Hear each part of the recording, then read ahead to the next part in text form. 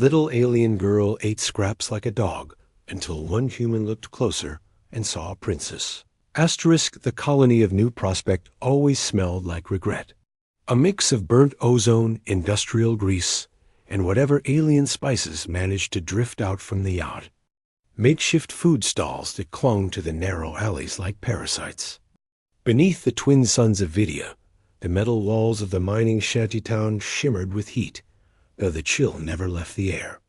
It was a place built to bleed ore and sweat from those desperate enough to live there. Mark Hayes didn't mind it anymore. After 3 years on the job, the stink, the noise, and the hopelessness had become background static.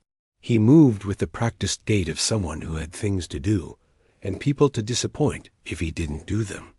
His coveralls were smeared with yesterday's hydraulic fluid. A wrench jutted from one pocket of his utility vest, and in his calloused hand he clutched a sandwich wrapped in synthetic paper-thin roast beef, a sliver of mustard. It was the only real food he'd be getting before the next 16-hour shift.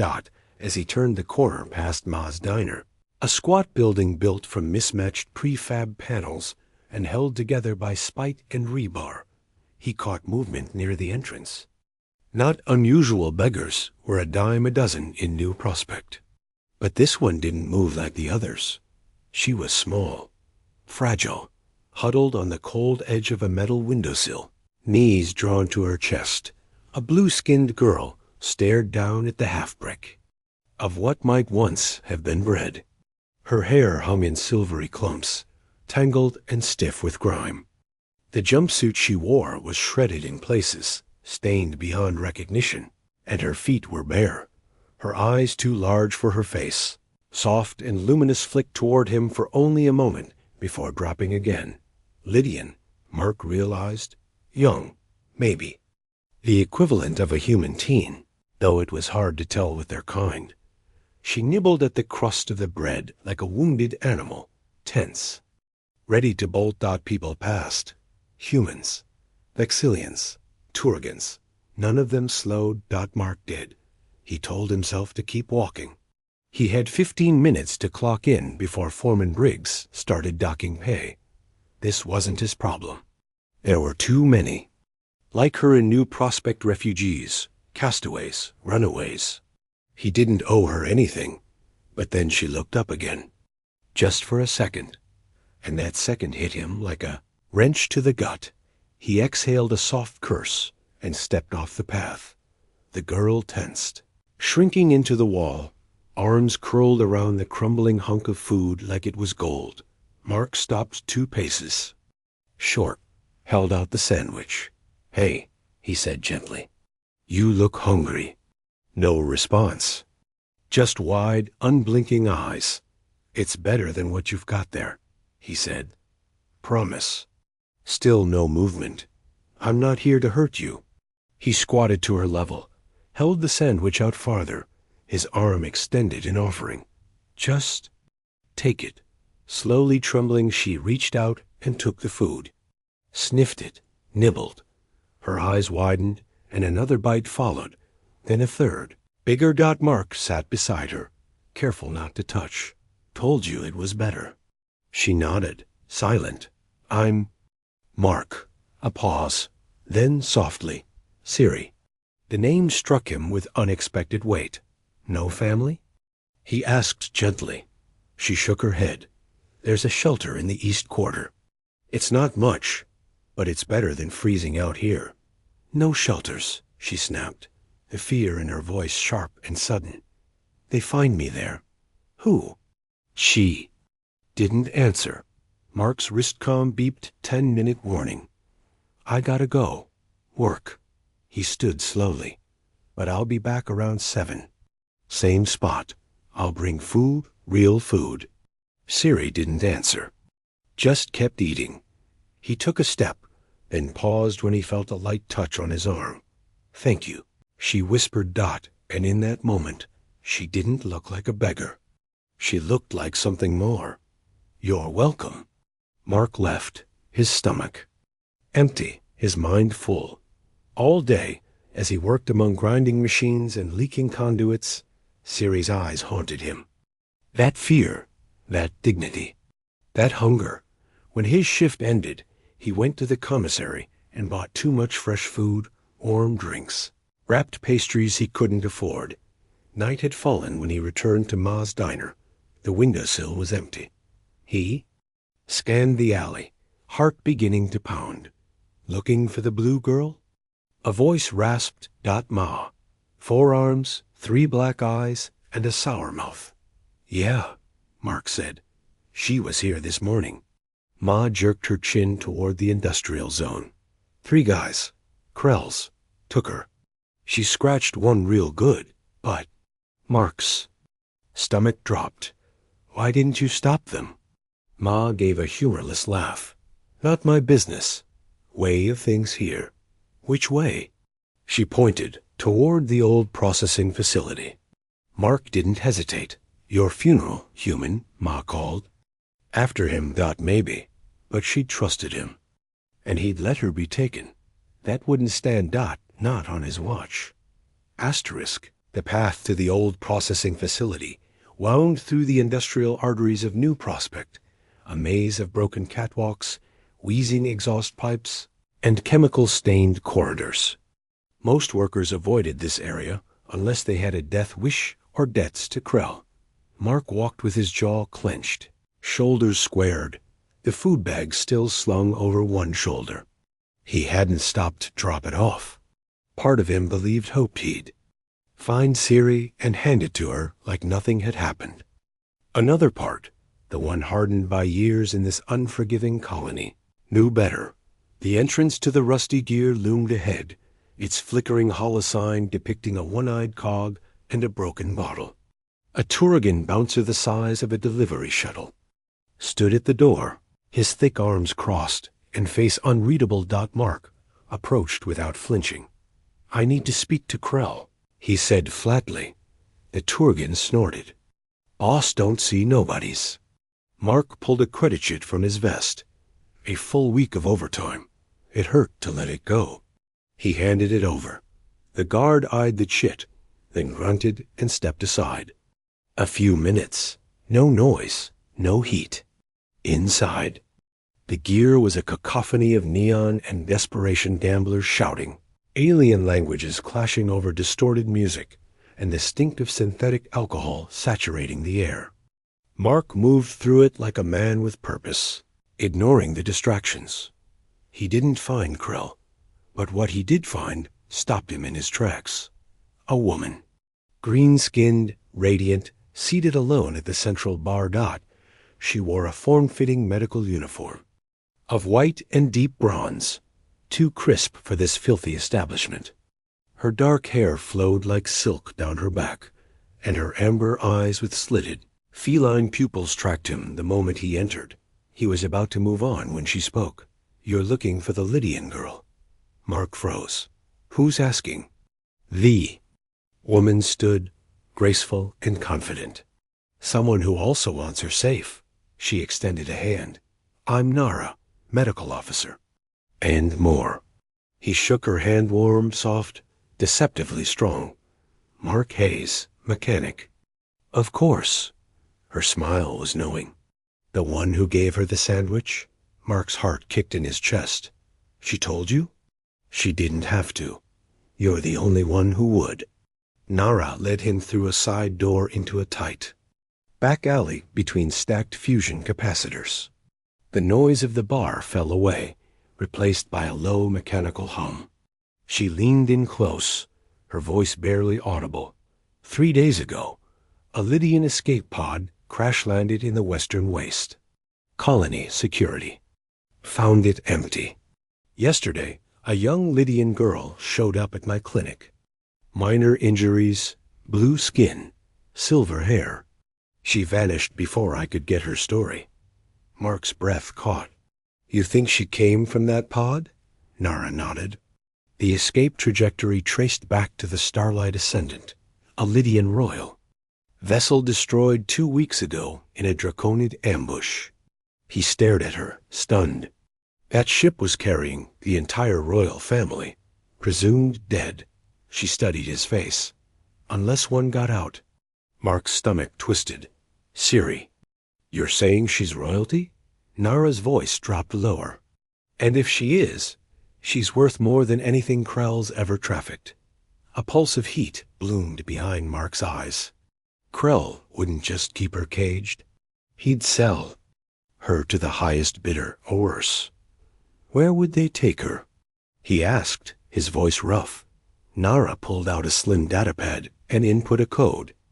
A map blinked to life. Abandoned Processing Facility 7. Decommissioned years ago. Krell uses it now isolated, off-grid, perfect for holding merchandise.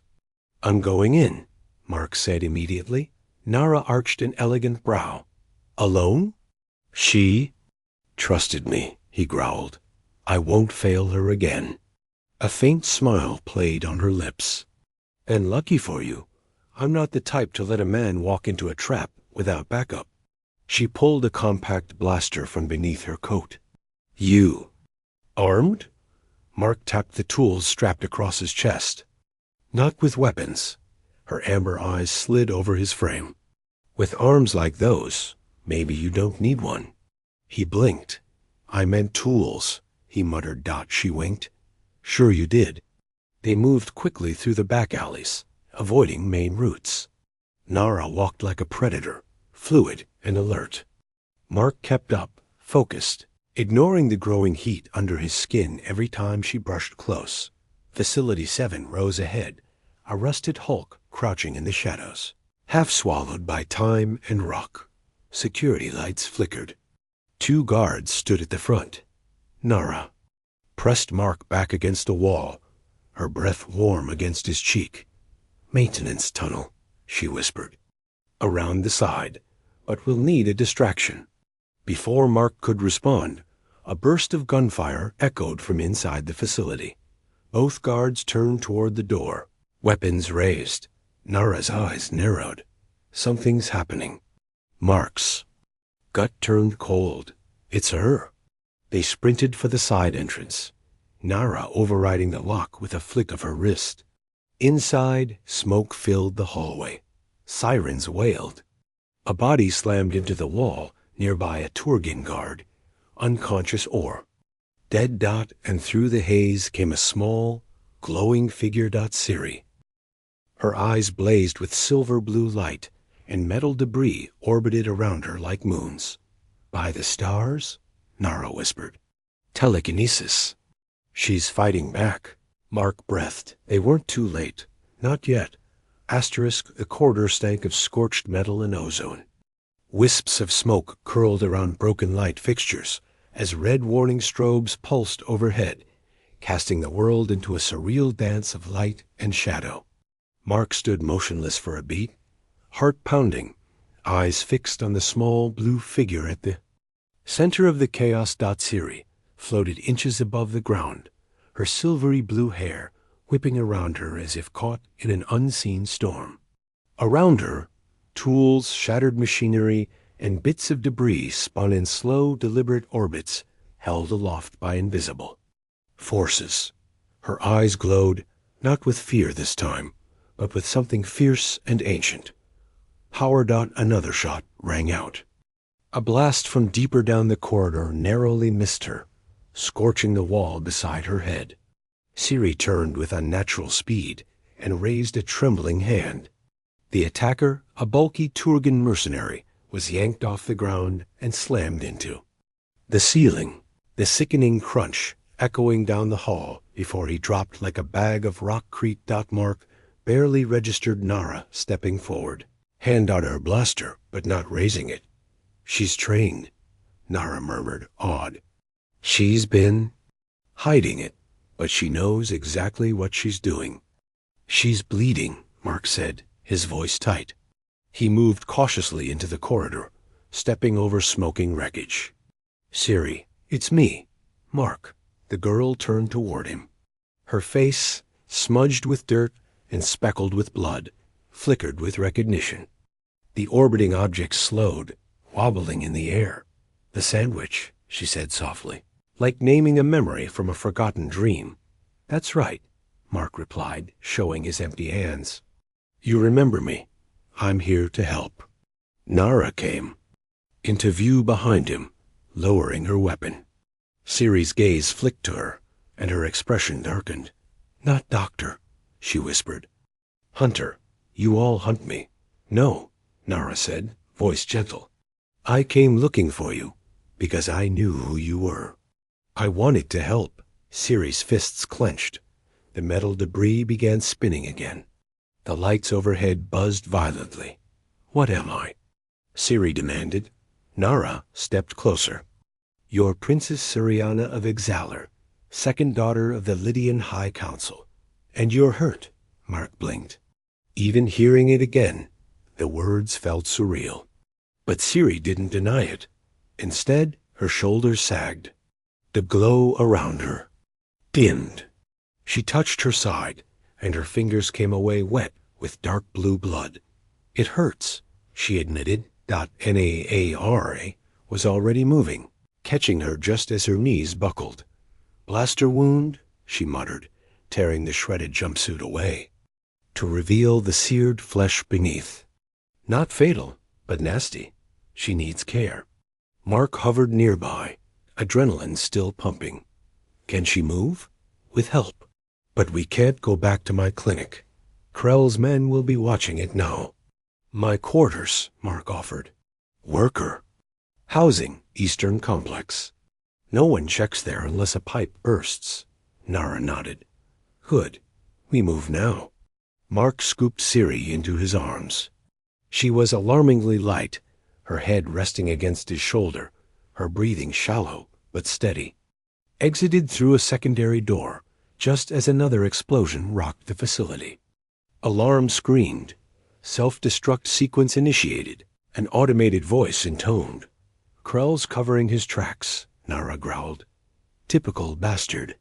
They fled into the night, smoke and fire lighting up the sky behind them. The journey. Across the colony's outer sectors was a blur of dark alleys and service corridors. Twice they ducked into shadows as Krell's patrols roared past on bikes. By the time they reached Mark's quarters, a rusted prefab cube nestled in the eastern worker blocks, dawn was threatening the horizon. Inside, the room was small, but private. A narrow cot, a workbench littered with tools, and a makeshift kitchenette were all the space allowed. Mark laid Ciri on the bed. "It's not much," he said, breathless. "But it's safe." Nara had already unpacked a compact medkit from a hidden panel in her uniform. She moved with focused precision, cleaning the wound, sealing the burn, applying a mild regenerative compound. Ciri didn't flinch. She just watched them, eyes drifting between the two humans. "You're different," she whispered to Mark as he brought her a cup of warm broth. "How do you mean?" "You saw," she searched for the word, "a person. Not just blue skin." Mark's chest tightened. "That's because you are a person." Her lips curved faintly. "Most don't." Nara straightened. "She live, but she needs rest." Ciri's eyes were already closing, her body curling into the blanket. Moments later, she was asleep. Mark sank into the only chair near the wall. Nara sat beside him. "We need a plan. We just rescued a lost princess carrying intel that could tip the balance of power in the sector," Mark said. "I'd say that's more than a sandwich's worth of responsibility." Nara smiled slightly, though her eyes remained serious. "She's more than royalty," she said.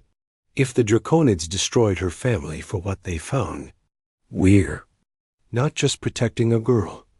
Mark nodded slowly. "We're protecting a warning. And we're out of time." They didn't sleep. Because tomorrow, the real war would begin. The tunnels beneath New Prospect were not made for comfort. They were cramped, suffocating arteries carved through ancient rock and forgotten industrial infrastructure, lit only by flickering emergency panels and the occasional glow stick left behind by workers or smugglers. The air tasted of rust and decay, and the walls wept with condensation. Mark, Nara, and Ciri moved in silence, the latter still weak but walking under. Her own power One arm looped through Mark's for support. Every sound, every drip of water, every echoing creak felt like a gun cocking out above them. Krell's lockdown had turned the colony into a trap. Patrols roamed the streets. Every corridor was under surveillance. But here, in the underlayers, the system had forgotten its bones, and that gave them a chance. "We'll reach the deep shaft soon," Mark whispered. "There's a maintenance bay near shaft 7. Hardly anyone uses it." Nara moved ahead, her blaster drawn and stepped silent. She glanced over her shoulder at the princess. "How's your side?" "Hurts," Siri admitted, "but not as much as it did. I'll keep going." Mark looked down at her and saw it again, not just the fragile girl from the diner, but the steel beneath the sorrow, the quiet nobility that no wound could erase. The tunnel branched. Nara signaled a halt, crouching low. Voices ahead. They crept forward, Mark helping Siri stay low. Around the bend, a strange sight awaited them. A makeshift camp, tucked into an abandoned junction chamber. A dozen aliens clustered around portable heaters. Miners by the look of their gear Turgans, Vexillians, even a few Draconids. All out of uniform. All armed. Nara muttered, "Refugees?" Mark shook his head. "Not here. Not this deep. Before." They could withdraw. A grizzled Turgan with a glowing cybernetic eye spotted them. He roared, leapt to his feet, and pointed. Intruders. Chaos erupted. A mining laser powered on. A female Vexillian shrieked. Nara raised her blaster, stepping protectively in front of Siri. Mark grabbed a heavy pipe from the ground. "Wait." A human voice barked. A stocky, bearded man stepped forward, hand raised. "I know him." "That's Hayes. He's a mechanic shaft maintenance." The crowd hesitated. The laser dimmed. The tension slowly bled from the air. "Jorvik," Mark said, recognizing the man. "You run drilling ops on 9B. "Used to," Jorvik replied grimly. "Till I refused to sign off on a faulty core seal. Krell blacklisted me. Now we live down. Here." He looked between the three of them, eyes narrowing on Siri. "You're running from him too, aren't you?" "Not just him," Nara said. "The Draconids. And time." The Turgan with the cybernetic eye stepped closer, gaze fixed on Siri. Then, without warning, he dropped to one knee, bowing his massive head.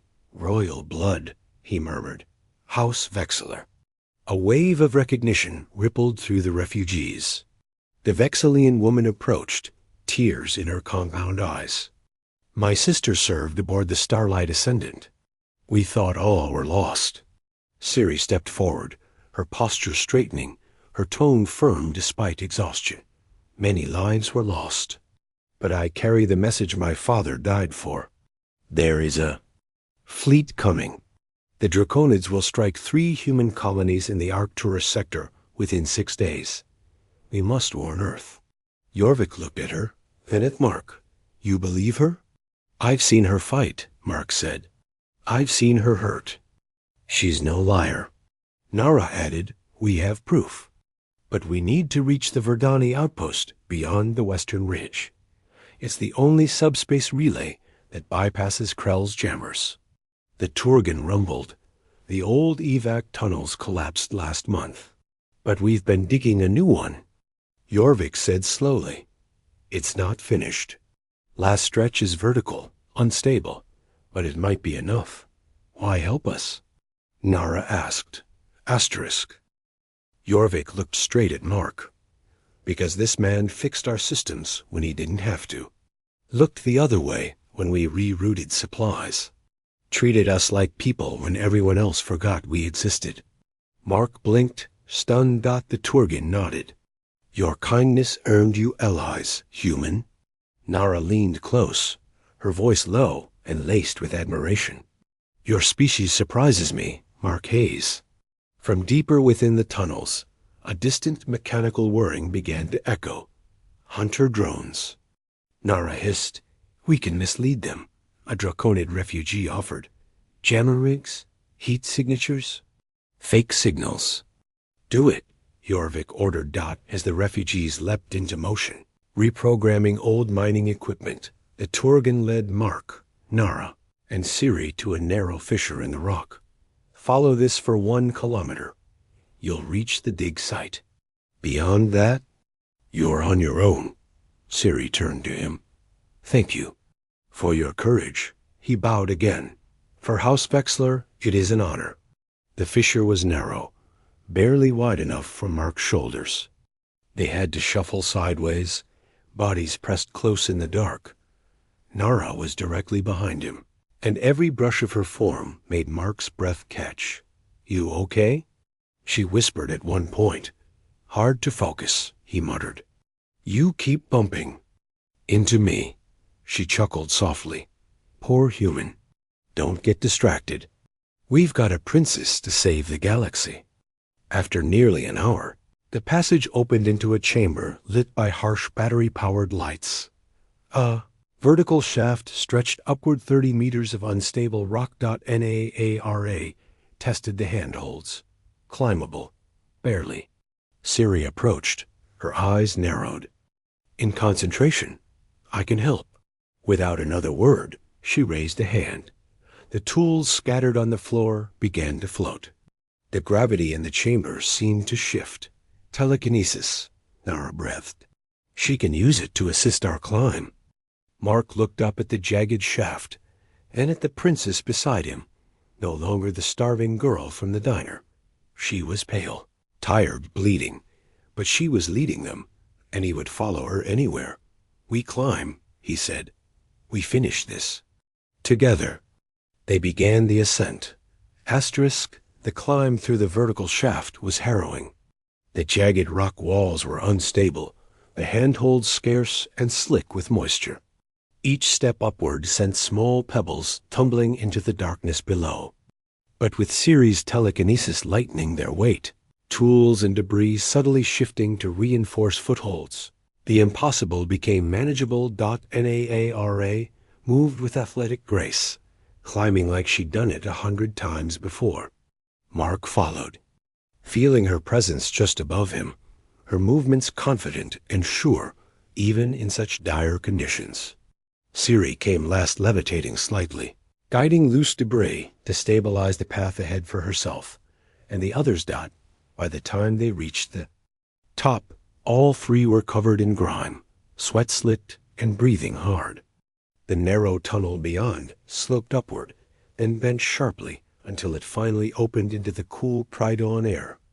They emerged onto a rocky plateau, the western ridge rising behind them like a sleeping beast. Below, nestled against the mountain, Pendamhunen, veiled by morning mist, stood a cluster of elegant structures, organic, curved, almost grown rather than built. The Verdani outpost. Mark stepped forward, breath catching. Compared to New Prospect's jagged steel and rust, the outpost looked like a dream quiet, alive and clean. There, Nara said, voice soft. We made it. As they approached, a portion of the rocky wall shimmered and retracted, revealing a concealed entrance. 2 Verdani guards stepped forward, tall and graceful, their emerald skin patterned with glowing tattoos that shifted subtly beneath the surface. Observer Nara, one said, bowing. Your distress signal was received. Nara gestured toward. Siri and Mark. We need immediate access to the subspace relay.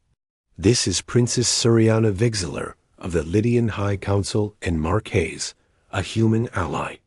The guards' eyes widened, but they nodded and ushered the trio inside. The interior of the outpost was unlike anything Mark had seen. The walls pulsed faintly with bioluminescence. The air was fresh and tinged with something sweet. Every surface looked sculpted by nature and technology, fused in perfect harmony. Siri walked beside him, her posture straighter now, her wounds bandaged but not hidden. In the flowing robes provided by the Verdani, she looked every inch the royal survivor she truly was. They reached the communications chamber, A vast, circular room where crystalline consoles floated mid-air, manipulated by serene Verdani technicians. Nara wasted no time. This message must reach Earth Central Command immediately. It's a matter of galactic security. A technician gestured to Siri. We require biological confirmation. Siri stepped forward. Without flinching, she pressed her hand to a scanning pedestal. A gentle hum filled the room as bio-coded data transferred from her cells into the relay. Carries the royal genetic key, Nara explained to Mark. And more. Lydian royalty store data, biologically classified records, diplomatic logs, military intel. Her body is the last surviving vault of her people. The lead technician confirmed the transmission had begun. The message is sending encrypted. Priority clearance. Earth will receive it within minutes. Mark exhaled, tension bleeding from his shoulders. They'd done it. The colony would be warned. Millions of lives might be saved. But the moment was short-lived. Alarms blared. One of the guards rushed into the chamber. Multiple vehicles approaching from the colony heavily armed. They'll breach the perimeter in minutes. On the main display, they watched the convoy draw closer armored transports, modified for combat. At the front rode a familiar towering figure, Drayden Krell. He tracked us, Mark muttered. Nara's eyes narrowed. No, he tagged Siri. Siri gasped, her hand instinctively moving to her side. The blaster wound. They embedded a tracking device, Nara said. Standard Draconid tech. That's how they found us so fast. No time to remove it surgically, a guard warned. They're deploying breaching charges. Mark's mind raced. Then it clicked. If we reproduce the tracking signal and move it elsewhere, create a false target, they might chase the decoy long enough for the extraction team to reach us. Nara's eyes lit with sudden hope. Do it. As Siri was guided to a sterile medbay, Nara retrieved a field kit and began prepping for non-invasive removal. Meanwhile, Mark worked with the Verdani techs to reprogram a relay node, mimicking. The tracker's frequency. Siri grit her teeth, clutching the edges of the medbed. Do what you must. Nara worked swiftly, efficiently. Within minutes, a small barbed tracker was pulled from her skin. Mark took it and embedded it into the decoy node. Ready, he said. Deploying now. On the screen, half of Krell's forces suddenly turned away, chasing the false signal deeper into the mountains. But Krell himself didn't budge. With a smaller detachment, he continued toward the outpost. He knows it's a trick, Nara said grimly. He's not leaving without her. How long until extraction? Mark asked. 2 hours, the tech replied. A Verdani stealth cruiser is en route. We need to hold him off until then, Nara said. Siri stood shakily from the medbed, now wrapped in a robe of flowing Verdani silk. Her injuries were healing, her resolve stronger than ever. I will fight, she said simply. I'm not a child hiding anymore. You've been through hell, Mark said. No one expects you to. I'm not just a survivor. She interrupted, her voice calm but firm. I'm a princess, and my people died so I could carry this message. I won't run now. Nara met Mark's gaze. We defend this place. Together. Mark nodded. We'll need weapons, traps, defensive choke points. The guards began organizing resistance. Blasters were distributed. Shielding systems powered up. Mark grabbed a Verdani energy rifle and handed one to Nara. You still with me? She smiled, fierce and beautiful. To the end. Siri joined them, her silver hair falling loose down her back, her eyes blazing with quiet fire. Mark looked between them. A lost mechanic, a hunted princess, a spy turned a lie. This wasn't how he imagined his week starting. But it might be. How it ended. Let's make it count, he said. Outside. Krell's troops advanced. Inside. Hope stood its ground. Asterisk. The walls of the Verdani outpost trembled as the first breaching charge detonated. A dull whoop echoed through the crystalline corridors, sending shards of bioluminescent light fluttering like fireflies from the walls. The scent of ozone and scorched. Stone drifted in. The countdown had begun. From the central tactical chamber, Mark, Nara, and Siri watched the live feed on a curved holodisplay. Drayden Krell strode through the smoke like a specter of war reptilian, broad-shouldered, and armored in black combat plating. His mercenaries flanked him, Draconids with scorched plasma rifles, Turgan shock troopers, and a handful of human mercs loyal only to credits and cruelty. He's brought his best, Nara murmured, and left the rest chasing shadows, Mark added, nodding to the decoy signal still pulsing half a kilometer away. We bought time. Now we make it count. We have 1 hour until extraction, a Verdani technician reminded them. No further signals can get in or out. They've jammed us completely. Mark checked his improvised defense grid-hacked security doors, redirecting power to auto turrets, rerouting coolant lines for emergency venting traps. It was crude, but it might be enough. I have an idea, he said, turning to Siri and Nara. But it's going to be dangerous. Nara gave him a dry look. That's the theme of the day. Siri leaned in, eyes sharp. Tell us. Mark outlined his plan quickly. Lead Krell's strike team into a choke point near the generator core. Isolate him from his troops, then trap him inside a modified Verdani stasis field, a containment unit originally meant for preserving damaged biotech samples. With some reconfiguration, it could hold even a Draconid. Nara raised an eyebrow. That might actually work. Then Siri added her own twist. I'll draw him in. Mark blinked. No way. He wants you dead. Exactly. That's why he'll come, she said. But he doesn't know what I can do. Nara frowned. It's extremely risky. Siri stood tall, eyes flashing with quiet resolve. I am Princess Suriana Vexler, daughter of House Vexler, last of the royal line. If I fall today, I fall fighting, not hiding. There was no more arguing after that. They took their positions. Nara flanked the lower corridor near the lab wing, her blaster drawn. Mark waited at the generator core access panel, fingers poised to reroute the energy flux into the stasis field on his signal. Siri stood in the corridor's center, just visible in the open space beyond Bait, standing as proud as a queen. The doors blew open in a roar of heat and shrapnel. Krell stormed in, his scaled face twisted in a smug sneer. There you are. He growled, leveling his massive plasma cannon. Such a waste of royal blood. Siri didn't flinch. Her eyes burned bright, and around her, small fragments of debris began to levitate. I'm not hiding anymore, she said. He fired. Siri deflected the bolt with a flick of her hand, the plasma blast rebounding off an invisible wall of force, and striking one of Krell's lieutenants in the chest. The mercenary dropped. Another bolt. Another deflection. Siri walked forward, unyielding. You tortured the helpless, sold the desperate, chased a child through the stars. Now face someone who fights back. Krell roared and charged. Mark hit the switch.